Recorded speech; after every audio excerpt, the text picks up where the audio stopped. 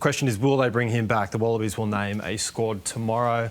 My understanding is that it is unlikely that he will be dragged back for that for a few different reasons. He did get permission from Leicester to stay. So if the Wallabies do not bring him over, that is on the Wallabies. He wanted to stay desperately, but was told that we'll bring you back if we need to. Now, you think through what that looks like. If Australia don't win at Eden Park, are you going to bring him back for a dead rubber in Perth? Probably not. Where does this leave him in the future? I don't know. Look, he might get named tomorrow, but I think given the logistics and everything going on behind the scenes, I think it's unlikely at this stage. So, to confirm, Leicester actually were happy for him to stay. Correct. And not come over to the UK and be involved in these next two test matches for the 100%. Wallabies. Does that take you by surprise, Hoops? If James wanted to play, why wouldn't he want to represent Australia as often as he can? And his new club were happy for him to stay here, but the appetite seems to be more so from Australia's point of view that they, I know they not going to say they didn't want him, but they had the opportunity to keep him if Leicester wanted. Leicester were happy for him to stay. Yeah, it's an interesting one, isn't it? Considering I think he's made a real mark on the team in the last 4 Test matches. I think he was great in South Africa, and he's great certainly coming off the bench in Townsville and everything like that. So it is a bit of a surprise. Yeah, I'd love to know the reasoning why. I mean, it looks like Nick White's, he's come out and announced that he won't be a part of it as well. So he's done. So maybe this is from the Wallabies coaching group, the line in the sand that they're moving forward with new and younger playmakers. And not that Jake Gordon's young, and I had to get that on camera because he likes to think he's young. But they're moving forward with a new playing group. Is it a shame? It looks like a real opportunity. This Bledisloe. Yes, it's going to be tough to win down at Eden Park, and no one knows that better than Nick and I. So it's going to be tough. But James was putting together some really nice performances and really contributing to the team well, both in a starting and a finishing position.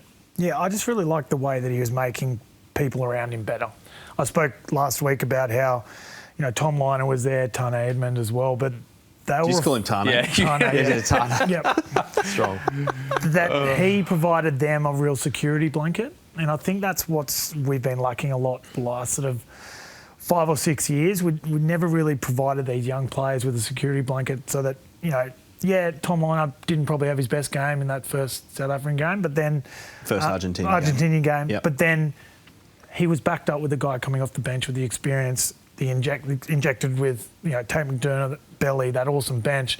They won the game. So he was afforded that opportunity to learn without too much pressure coming through for the loss or the result, basically. So that's why I really like having that older sort of guy around the group to help these young guys. And I think it is a bit of a loss going into the Bledisloe games, missing him, just being there as that sort of wiser head, the wiser voice. And we always talk about how good he is around the group, but he's also a phenomenal player. I don't think he would have known how well and how much big of an impact he would have had on the group playing-wise in this last sort of 4 to 6 week block.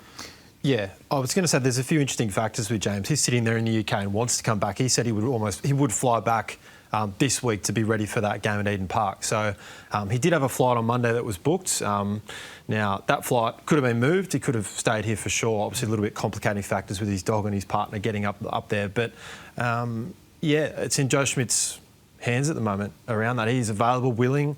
He said on a podcast this week he wants to play at the 2027 World Cup, thinks he can get there with his body. So we read on his Instagram as well, Bledisloe hopefully as well. Yeah, like he's desperate to be playing these 2 games. So if he's not picked, then that's on Joe Schmidt. Which is a fascinating stance. We've heard Joe say several times, particularly in the last couple of weeks, that there's a short-term focus, a long-term vision is his catchphrase. I think in particular in relation to how he's selecting or using the 10s. The most of that cohort are young, less experienced guys. Tane, Ben Donaldson, Tom Liner, Noel Olesio is obviously a little bit removed because of the injury and he's going to Japan.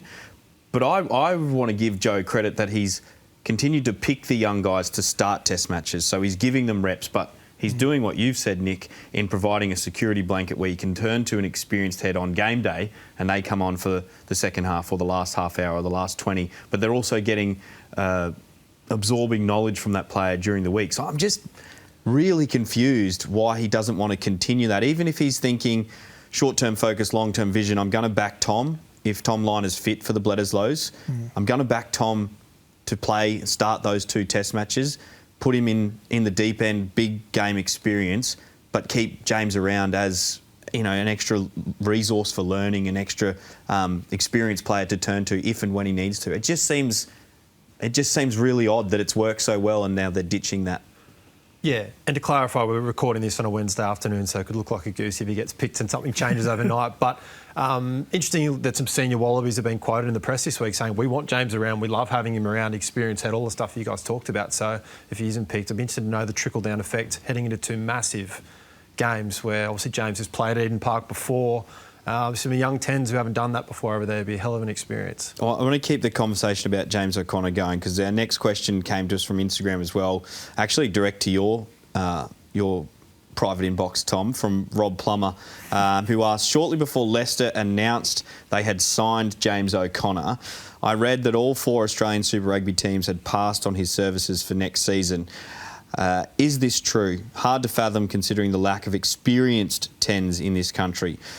My understanding is that that's pretty close to the money. I think the Waratahs and the Brumbies in particular were sounded out as to whether they would like to sign James, who only had a 1-year deal with the Crusaders and that was ending. And no one really entertained it a great deal. They were sort of happy to stay with the players they've got. Yeah, that's the mail I got too. But you also, in a way, don't begrudge them at that period of time. We're talking in winter, right before the Lions series. His age, the amount of minutes he was playing for the Crusaders, I think maybe only started 1 match over there for them. So I can understand super teams being a little bit reluctant on that front to hand him a big, lucrative deal. But yeah, that's a fact. And it was also being thought around in terms of overseas availability as well, whether if he was coming back, he could just slide in as a local-based player rather than having to do a skeleton pick, as an example. Well, I mean, he was considered a local-based player being at the Crusaders in Christchurch. Do you think if you look at Phipps, if you looked at the Waratahs and the 10 stocks they've got for next year, and even the Brumbies with Taine going from the Waratahs to Brumbies, a bit like the situation the Wallabies are in, one of those 2 in particular could have used the James O'Connor in their system, in their squad at least. Yeah, definitely. And I think that's just, you know, playing up to the trend of having an appetite for the next big thing. I think we've been very quick to discount 10s, you know, especially the Waratahs. You know, you get like your Mac Masons and blokes like that. Andrew Deegan was littered through that period, right, after Bernard left. I think the appetite to want the next best thing, when you've got to prioritise those young players, whether you can keep them or you can bring a guy coming back. I think maybe the price point entry as well would have been a little bit shirking when you're weighing up the minutes and impact back here in Australia. And like I said, at the time, like James went on that incredible run at the Crusaders, the back half of the season, and then around for the Lions series, and then these last 4 games, he's been incredible, obviously.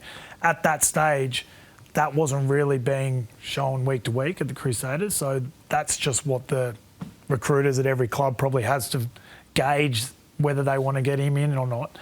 But yeah, I do agree, like we're so quick to discard older players. Now, I remember Dave Dennis said once he went over to Exeter at 30, and I caught up with him when I was over there, and he said, mate, it's hilarious. In Australia, 30's too old, but 30's a second rower here is like prime of your career.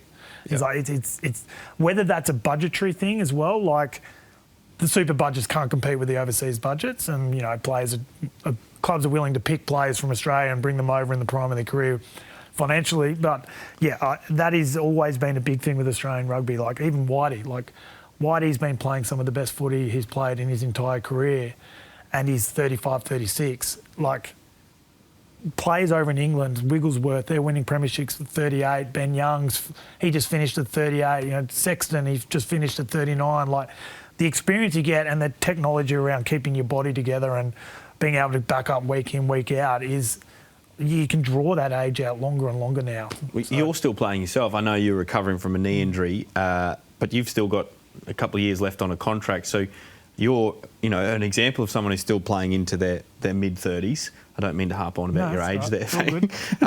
But we are seeing your living example that players play to an older age now. Yeah, and we're all seeing that now more and more. Like especially like props don't really reach their peak till they're about 30 to 32, especially over in Europe. Like I still feel great, and I still feel like I'm getting better every every year. Like, I'm enjoying it. I think that's a lot of it. I think your body mentally you start to know when you're starting to decline or slip off. But the technology around recovery now is so crucial, and the importance by the clubs. Back in the day, the clubs would have probably sent you to the pub to have a few beers for recovery, but nowadays there's so much around that space. Physios are in there every day. You have a huge medical team. You're able to recover a lot better, back up, and if you want to, you can keep going and getting better every year.